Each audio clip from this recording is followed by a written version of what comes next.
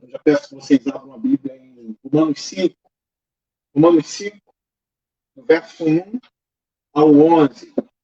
Eu queria trabalhar com vocês o tema uma paz superior, né? Ou a paz superior. Então, vamos ler Romanos 5, do verso 1 ao 11. Eu peço paciência, que eu quero fazer essa leitura com vocês antes de expor. São apenas 11 versículos. Então, peço que vocês acompanhem comigo, mantenham a Bíblia aberta. Eu espero que Deus nos abençoe, tanto na leitura quanto na exposição. Eu quero ler o texto com vocês, que diz assim: tendo sido, pois, justificados pela fé, temos paz com Deus por nosso Senhor Jesus Cristo, por meio de quem obtivemos acesso pela fé a esta graça, na qual agora estamos firmes e nos gloriamos na esperança da glória de Deus. Não só isso, mas também nos gloriamos nas tribulações, porque sabemos que a tribulação produz perseverança. A perseverança é um caráter aprovado, e o caráter provado, esperança. E a esperança não nos decepciona, porque Deus derramou o seu amor em nossos corações por meio do Espírito Santo que Ele nos concedeu. De fato, no devido tempo, quando ainda éramos fracos, Cristo morreu pelos ímpios. Dificilmente haverá alguém que morra por um justo. Embora pelo homem bom, talvez alguém tenha coragem de morrer. Mas Deus demonstra seu amor por nós. Cristo morreu em nosso favor, quando ainda éramos pecadores. Como agora fomos justificados por seu sangue, muito mais ainda por meio dele, seremos salvos da ira de Deus. Se quando éramos inimigos de Deus, fomos reconciliados com ele, mediante a morte de seu Filho, quanto mais agora, tendo sido reconciliados, seremos salvos por sua vida. Não apenas isso, mas também nos gloriamos em Deus, por meio de nosso Senhor Jesus Cristo, mediante quem recebemos agora a reconciliação. Meus irmãos, alguns acham que pregar sobre a paz sempre é bom. A mensagem, sempre quando o tema envolve essa palavra paz, é uma mensagem que muitos têm como, né, bem-vinda. Só que a mensagem da paz que eu venho trazer para vocês hoje não é sempre bem-vinda. Não é sempre bem-vinda. Porque quando Paulo fala nesse texto aqui sobre a paz, não é o tipo de paz que as pessoas estão acostumadas a ouvirem por aí. Não é paz entre as nações. Nesse caso, não é. É óbvio que a paz entre as nações é algo bom. Mas Paulo fala de uma paz superior aqui. É uma paz muito superior, até mesmo uma paz entre as nações, entre os continentes. Não é também aqui uma paz entre os irmãos. Não é paz social. É um outro tipo de paz. Não é nem mesmo a paz interior que muitos têm buscado. Mas é por isso que eu escolhi esse tema, né? Uma paz superior. Que, na minha opinião, na opinião das escrituras também, na opinião não, é cravado, é certeza das escrituras sagradas. Essa paz é a paz que mais deve ser pregada entre os homens, porque é a paz com Deus. Nós, cristãos, insistimos que o homem foi separado de Deus, que houve sim uma queda. Insistimos que os homens pecaram, que houve uma grande rebelião contra Deus. E basta a gente olhar para a humanidade, em toda a história da humanidade, o caos que existiu, as guerras que existiram, maldades que não tem nem como expressar aqui para vocês, porque eu sei que muitos ficariam até escandalizados aqui. Então, isso é uma das evidências, né, que existem de que o homem caiu, de que os homens estão separados de Deus. Então, o homem precisava de algo para ser conduzido a Deus novamente. A prova, eu repito, de que o homem foi afastado do seu Criador é a malignidade desses homens na terra. A gente olha para o homem e vê assim, de onde veio isso? De onde veio essa maldade? O próprio Jesus, no livro de Marcos, no capítulo 7, vocês podem ler o capítulo 7 inteiro, mostra que os homicídios, as invejas, as cobiças, as imoralidades, todas essas coisas ruins vêm do coração do homem. É de lá que sai. O homem é um ser caído, ou seja, ele se afastou do bem supremo. Quando o homem se afasta do bem supremo, o que acontece? Ele se torna maligno. Ele está fora do bem supremo. Então é por isso que Paulo ele inicia essa mensagem aqui, no verso 1, dizendo: tendo sido, pois, justificados pela fé, temos paz com Deus. O que Paulo está dizendo aqui? Nós somos redimidos, né? Conquistados para Deus por meio de Cristo. Então, nós colocamos a nossa confiança nele, a nossa fé nele, e então a gente tem a paz com ele. É por isso que eu disse no início que essa paz é uma paz superior. Né? Conseguindo me ouvir, pastor? Paz... Oi, tá me ouvindo? Desculpa te cortar, meu irmão. Você pode pôr o fone, pastor? Porque eu acho que o fone, as pessoas vão ouvir melhor. A gente está com dificuldadezinha aqui. Ficou baixo demais, né? Isso, a ligação, a voz está indo e voltando. E aí? E agora? Tá bem melhor. Desculpa, tá? Bem melhor, né? Tá bom. Ficou bom assim? Deixa eu só consertar aqui. Desculpa.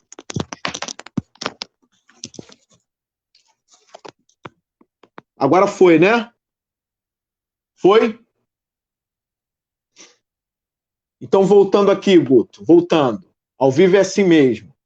Então, a paz que Paulo fala, eu nem sei se deu para vocês escutarem, né, a parte anterior, mas voltando aqui, a paz que Paulo ensina em Romanos 5, ela é uma paz superior a todo tipo de paz, porque é a paz com Deus. As criaturas caídas, os homens caídos, agora têm acesso a Deus. Eles se tornaram amigos de Deus. Nós saímos da grande rebelião.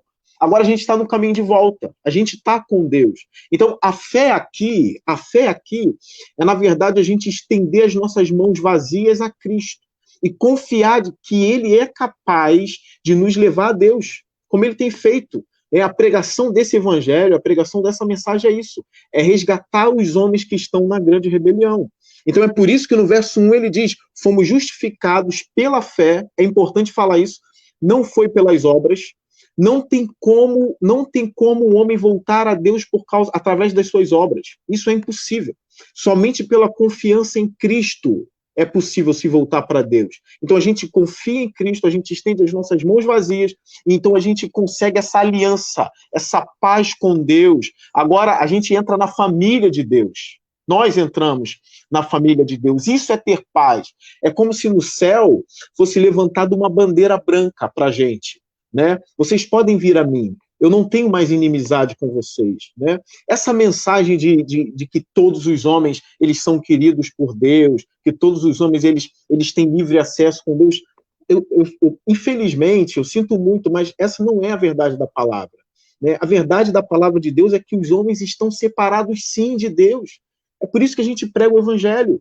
A gente prega o evangelho apelando, fazendo esse apelo para que os homens venham a Deus através de Cristo Jesus, pela fé nele. Então, só assim é possível estar em comunhão com Deus. E o termo que vai ser usado aqui em Romanos 5 é ser reconciliado com Deus. Né? Então, continuando aqui o verso 1. Isso foi pela fé, a gente tem paz com Deus por nosso Senhor Jesus Cristo, é por meio dele. A mensagem de Cristo é uma mensagem central. E aqui eu já faço um apelo a vocês, principalmente vocês que pregam o evangelho, vocês que dão estudos, vocês que estão envolvidos, né, com pessoas, né, pela causa da igreja, pela causa do evangelho, não tire Cristo do centro, não tire, não pregue ações sociais tirando Cristo, né, não pregue cura tirando Cristo, não pregue, ponha Cristo no centro, porque é isso que o apóstolo faz aqui. O nosso apóstolo, ele está cheio do Espírito Santo de Deus. O texto aqui é inspirado, sim. Ele conheceu Cristo, ele viu Cristo. Então, a mensagem que ele tem pregado é a maior mensagem que existe. Então, ele insiste em dizer que foi por causa do nosso Senhor Jesus Cristo. É por isso que a gente apela à igreja, coloque Cristo de volta nos púlpitos, voltem a pregar Cristo, voltem, esqueça todos os outros tipos de mensagens que têm tirado Cristo do centro. A centralidade de Cristo é essencial para a igreja, é essencial para a vida da igreja e é essencial para a salvação dos homens. Somente por meio dessa mensagem os homens podem ter a verdadeira paz ou a paz superior, que é a paz com Deus. E eu quero deixar uma outra coisa clara aqui. Por mais que você tenha inimizade com o mundo, inimizade com muitas coisas, se você tem paz com Deus, se você tem a paz com Deus, você é um ser ou um homem feliz, entende? Porque é isso que importa, é a paz com ele, é entrar na família dele, é estar bem com Deus. O homem aprovado é aquele que tem o sorriso de Deus, como os antigos diziam, né? É aquele que agrada ao Senhor, mesmo desagradando todas as outras pessoas. Se você agrada a Deus, isso é o que importa. Então, essa mensagem é importante por isso. Continuando a mensagem, Paulo diz que nós temos acesso pela fé a esta graça na qual agora estamos firmes e nos gloriamos na esperança da glória de Deus. Essa questão da esperança na glória de Deus é fácil encontrar na teologia de Paulo, né? A nossa vida não é sem rumo. Nossa vida não é sem rumo. E a nossa esperança não está aqui, nas coisas daqui de baixo. É uma outra coisa que sustentava Paulo, e ele usava isso para sustentar os outros irmãos. É a esperança na glória. Nós não somos um povo, né, que caminha sem rumo, que caminha na escuridão. A gente caminha esperando algo superior. A gente espera esse retorno, a gente espera o acesso à glória de Deus, né? O acesso literal, quando de fato nós entraremos na glória. E a gente caminha nessa esperança. Então não é uma coisa assim, será que vai dar certo? Será? Não, a gente realmente tem esperança na glória. E a gente se gloria nisso. Mesmo passando por sofrimento, mesmo passando por tribulação, a gente tem esperança na glória de Deus. Isso é importante para que a gente entenda que o nosso caminho faz sentido.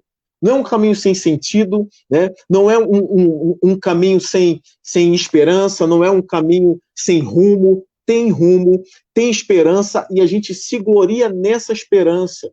Então você, principalmente você que é jovem, você o que é adolescente, que tem sido atacado por muitas ideologias, né, por muitos pensamentos contrários, saiba que a vida de vocês não está condenada a um vazio existencial. Não está condenada a isso. No caminho de Cristo há esperança.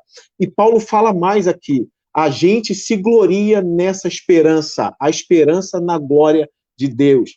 Lá em 2 Coríntios, no capítulo 4, Paulo chega a dizer que os nossos leves, né, os nossos leves sofrimentos, né, as nossas leves tribulações estão somando para nós, acumulando para nós um peso de glória, né, de glória eterna. Então essa mensagem de glória no texto paulino é fácil de encontrar, né? Então a gente não fixa os olhos naquilo que é transitório, mas naquilo que não se vê, né? Porque as coisas que se vê são transitórias. É o que Paulo fala em 2 Coríntios capítulo 4. Continuando aqui a mensagem. No verso 3, ele diz uma outra coisa importante aqui. A gente não só se gloria na glória eterna, mas agora colocando os pés no chão, né, firmando também os nossos pés aqui, a gente sabe que esse mundo, como os antigos também falavam, né, é um vale de lágrimas. Esse mundo é um mundo de dor, é um mundo de sofrimento, e o cristão está sujeito a essas coisas também. Tá? Essa mensagem triunfalista de que o cristão, né, se ele tem Cristo, ele superou todas as coisas, ele não passa por problema, ele não passa por sofrimento. Se tem uma tribulação na vida do cristão é porque ele não tem Deus. Isso não é verdade. O cristão, ele passa pela tribulação.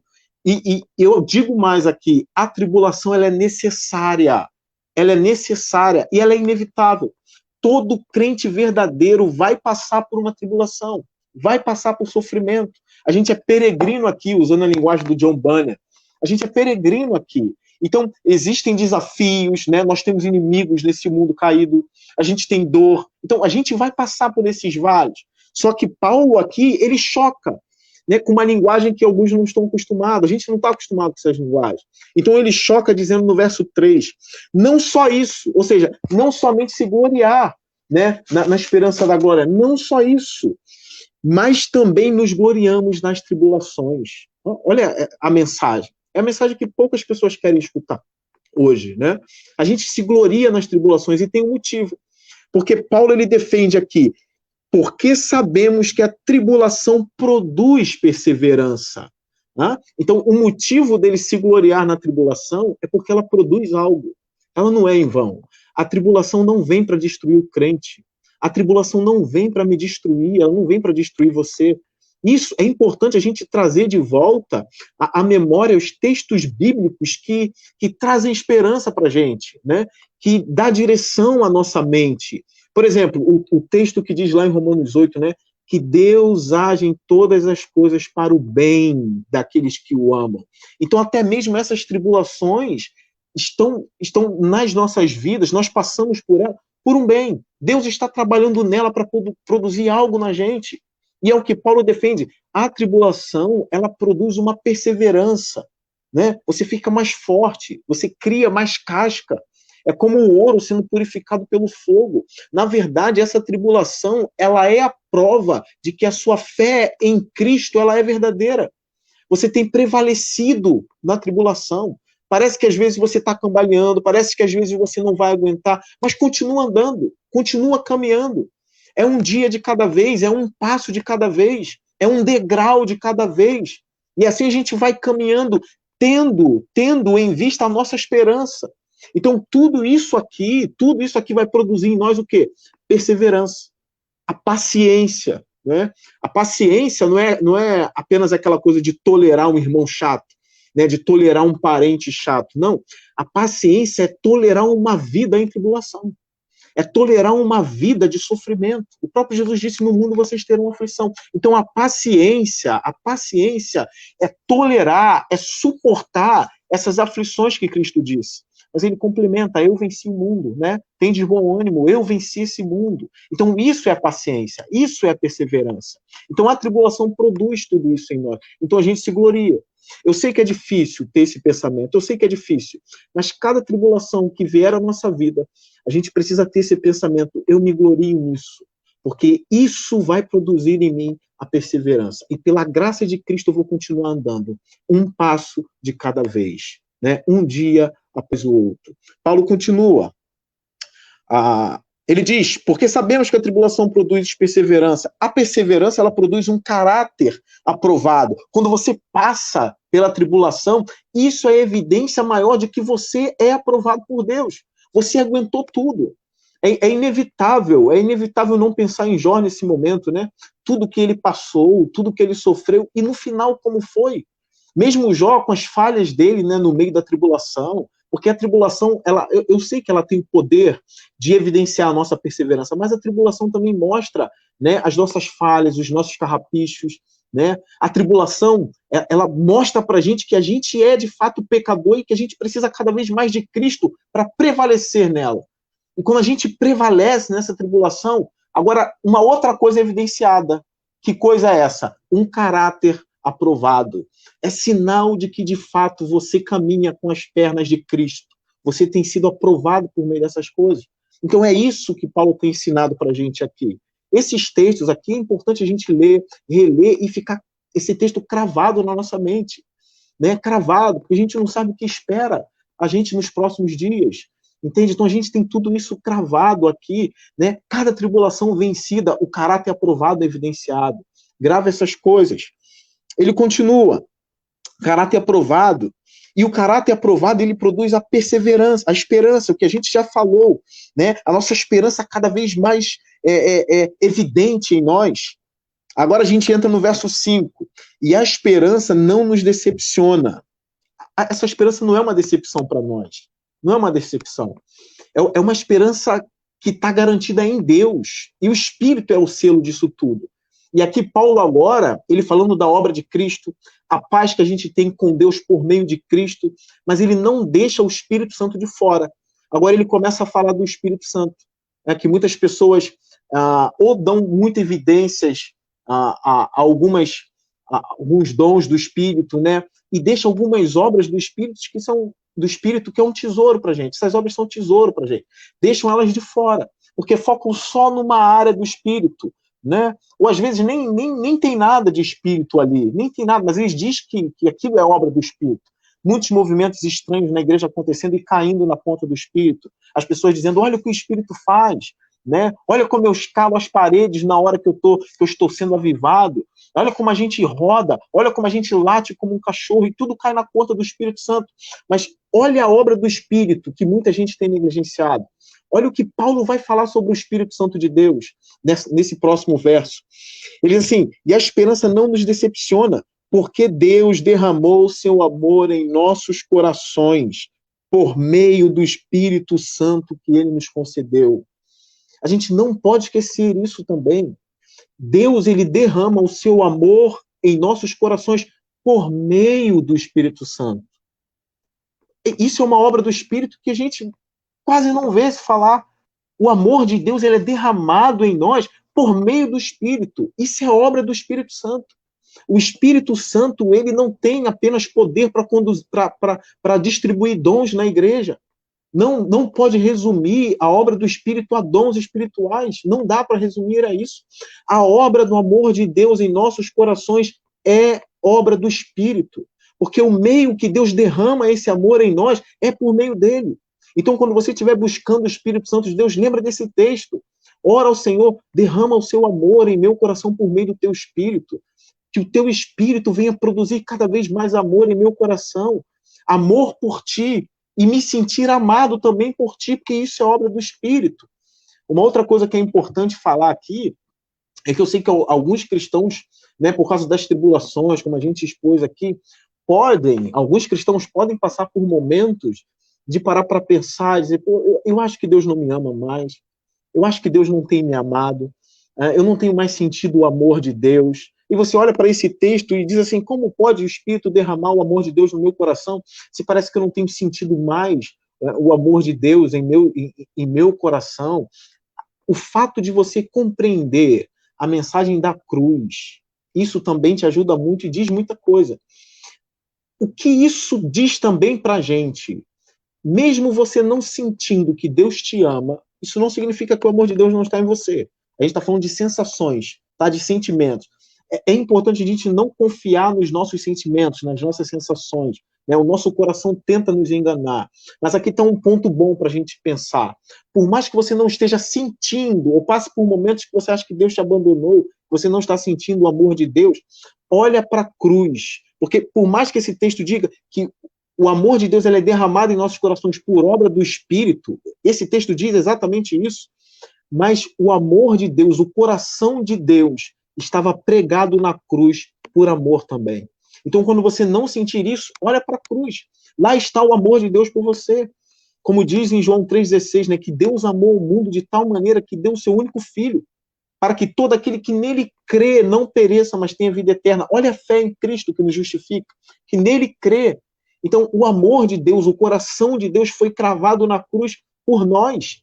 Então, quando a gente estiver passando por esses momentos, que esses textos, que essas coisas venham em nossos corações, em nossas memórias, dizendo, eu não tenho sentido, mas eu sei que o amor de Deus está lá na cruz, foi cravado na cruz, e agora está nos céus intercedendo por mim. E isso não deixa de ser obra do Espírito, te fazendo lembrar, como está lá no Evangelho de João, que o Espírito Santo nos faz lembrar das palavras de Deus. Isso também é o Espírito Santo falando ao seu coração que Deus ama você. Continue perseverando nessa tribulação. Passe por esses dias maus, por esses dias difíceis, sabendo que Cristo morreu na cruz por você e ele intercede por você diante do trono de Deus. Tá? O texto continua. Eu estou correndo um pouquinho porque eu sei que o tempo é curto. E eu acho que depois tem algumas perguntas, né, para fazer. Não sei se vai dar tempo, mas como o Guto me disse, parece que tem algumas perguntas. A gente continua, verso 6. De fato, no devido tempo, quando ainda éramos fracos, Cristo morreu pelos ímpios. Dificilmente haverá alguém que morra por um justo. Embora pelo homem bom, talvez alguém tenha coragem de morrer. Mas Deus demonstra, olha agora a demonstração do amor de Deus. Deus demonstra seu amor por nós. Cristo morreu em nosso favor quando ainda éramos pecadores. A maior demonstração de amor de Deus é a cruz, tá bem? Isso é muito importante para a gente, tá? É óbvio que a gente se sente amado por Deus quando a gente consegue uma vaga de emprego, não é isso? Quando a gente consegue comprar uma boa casa, a gente acaba se sentindo amado por essas coisas, mas não esqueça, é por isso que eu falei da centralidade de Cristo lá no início, a maior demonstração do amor de Deus não é o emprego que ele te deu, não é a família que ele te deu, por mais que a família seja preciosa, a maior demonstração não é a família que ele te deu. A demonstração maior do amor de Deus é o Filho unigênito dele cravado na cruz. Essa é a maior demonstração de amor. E quando o crente ele vai crescendo em maturidade, por mais que as coisas faltem, né? As coisas vai faltando, às vezes, roupa, emprego, nos momentos difíceis, né? O desemprego vem. Então, onde está a mente do cristão maduro? Por mais que isso tudo esteja me faltando nesse momento, por mais que tudo isso esteja me faltando, eu sei que a maior demonstração de Deus por mim foi dar o filho dele, cravar o filho dele por mim naquela cruz. Ele ressuscitou dos mortos, garantindo que eu jamais cairei dessa graça. Essa é a maior demonstração do amor de Deus, é a cruz de Cristo. Gravem isso, para que vocês não estejam nas mãos das coisas boas da vida. O que é estar nas mãos das coisas boas da vida? É que o dia que essas coisas começarem a faltar, você acha que tudo desandou, que Deus não te ama mais, então que você não esteja nas mãos dessas coisas, entende? Ah, antes eu tinha uma boa alimentação, agora eu não tenho mais. Antes eu tinha uma boa casa, agora eu estou morando num kitnet. Então parece que Deus não me ama mais. Não esteja nas mãos dessas coisas. Não esteja seguro e firme na cruz de Cristo. Essa é a principal mensagem. Essa é a principal mensagem. No caixão, a gente não vai levar nada disso. Nada disso. O que a gente vai levar para o caixão é Cristo, que vai nos ressuscitar nos últimos dias. Então, esse amor, no último dia, né? Então, esse amor nos sustenta até mesmo na morte. Quando a gente morre, como Paulo diz em Filipenses, né? Ele queria partir e estar com Cristo. É isso que você leva até mesmo para a morte. Até quando você se vai, isso continua com você. Isso prevalece. Nem a morte apaga isso. Tá bem? Então, é por isso que Paulo fala que essa esperança não decepciona. Todo o texto aqui de Paulo é um texto que ele está encaixado, são pensamentos encaixados aqui. Não tem nada desconexo nesse texto. Paulo está querendo animar os irmãos com essa mensagem.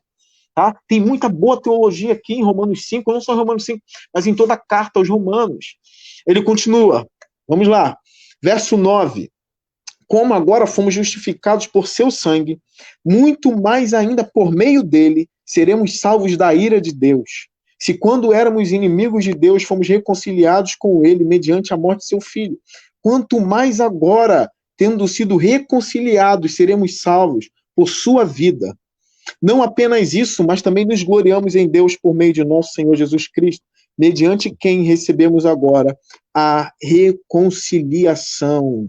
Então, Paulo aqui, ele deixa bem claro uma outra coisa. Pelo sangue de Cristo, olha só, pelo sangue de Cristo a gente foi justificado. Se Deus nos amou quando éramos pecadores, quando a gente não tinha Cristo, esse é o ponto de Paulo. Quando a gente não tinha Cristo, quando a gente estava na rebelião, o amor de Deus veio sobre nós, nos dando Cristo para morrer, quanto mais agora, depois de ter sido redimido pelo sangue dele, quanto mais agora, depois dele ter dado o filho dele por nós, tendo feito toda a obra que ele fez, tudo o que Deus fez por nós, quanto mais agora, o amor é muito sobre nós. Agora que a gente é filho, que a gente participa da família de Deus, como é o amor de Deus por nós agora, se quando a gente não prestava, no sentido de estarmos na rebelião, né? No sentido de sermos ou de estarmos na inimizade contra Deus, se ele nos amou lá atrás, quando a gente estava em inimizade com ele, quanto mais agora, tendo sido reconciliados pelo sangue de Cristo, escaparemos da ira de Deus. Então, aqui, e Paulo fecha dizendo, né, em Romanos 11, que nós, por meio de Cristo, recebemos agora a reconciliação. Que paz é essa? É reconciliação com Deus. Essa é a paz superior. Nós fomos reconciliados com o Deus do universo, o único Deus verdadeiro, o grande Deus, o Deus de toda a glória, o Deus magnífico. Nós fomos reconciliados com ele. Para que esse texto aqui fique bem mais claro para a gente, eu tenho uma ilustração a fazer. E eu encerro com essa ilustração aqui. Porque a gente pode, como eu disse, né, antes, será que Deus tem me amado mesmo? Será que Deus ainda me ama? Né? Eu confio em Cristo, eu entreguei meu coração a Cristo de verdade, mas e cadê o amor de Deus na minha vida? Eu tenho uma ilustração, porque Paulo está dizendo, quanto mais agora, depois de ser reconciliado. Imagine aqui um homem que ele está andando na rua, é só uma ilustração, tá, gente? Talvez na realidade isso não aconteça, né? Um homem andando na rua e ele se apaixona à primeira vista por uma mendiga. Ele olha para aquela mulher, ela está com um cabelo grudento, sujo, ela não tem dente, ela não cheira bem, pelo contrário, ela cheira muito mal. Então aquele homem rico, Ele vai e se apaixona por aquela mulher. Ele vê e se apaixona por uma mendiga. Ele pega aquela mulher, ele ama ela, ele conserta os dentes da boca dela, ele dá um banho, ele deixa ela linda, ele se casa com ela. Agora aquela mulher foi para a estética, ela foi para o médico, fez todos os exames, agora ela cheira bem, ela tem uma casa boa para ela, ela tem do bom e do melhor. Ela é uma outra mulher. Agora é possível ver grande beleza nela, porque aquele homem cuidou dela como ninguém cuida de ninguém. Ele deu o melhor para ela. Ele simplesmente amou quando ela era uma mendiga, quando ela estava suja. Agora ela está na casa, na cama dela, bonita, cheirosa, bem arrumada, com todos os dentes na boca, mas chega um momento que ela entra em crise no casamento e não sabe se o esposo a ama. Então ela chama o esposo para uma boa conversa e diz: eu não sei mais se você me ama, eu não sei se é coisa da minha cabeça, se é coisa do meu coração, mas eu não sei se você ama. Então o esposo, para fortalecer ela, diz o seguinte: se eu te amei quando você não tinha dente, quando você estava jogada no meio da rua, cheirava tão mal que as pessoas atravessavam a rua para não passar do teu lado, se eu te amei naquele momento, quanto mais agora, formosa, cheirosa, linda, bem arrumada, quanto mais agora que se tornou a minha esposa, está na minha casa e que tudo que é meu é seu. Se eu te amei quando as pessoas te desprezavam, quando você era a escória da humanidade, quando eu te amei ali, quanto mais agora. Então saiba que o meu amor está sobre você. É mais ou menos isso, ou na verdade é essa a mensagem que Paulo está dizendo aqui. Se Deus nos amou e cravou o Filho dele na cruz quando a gente estava na rebelião, quanto mais agora, depois que o precioso sangue foi derramado por nós. Deus nos ama muito, muito, a tal ponto, nessa mesma epístola, no capítulo 8, Paulo afirmar: quem nos separará do amor de Deus que está em Cristo Jesus? Quem nos separará? Ninguém vai nos separar desse amor. Deus nos ama muito. Se ele nos amou quando a gente não valia nada, quando a gente era inimigo de Deus, quanto mais agora que a gente se tornou família de Deus e o sangue de Cristo está sobre nós. Deus nos ama muito e Deus é por nós. Se Deus é por nós, quem será contra nós? Que essa mensagem possa ter abençoado sua vida e ter fortificado um pouco mais a sua fé, para que você tenha mais pernas para caminhar na esperança da glória de Deus. Que Deus abençoe vocês, foi um prazer estar aqui.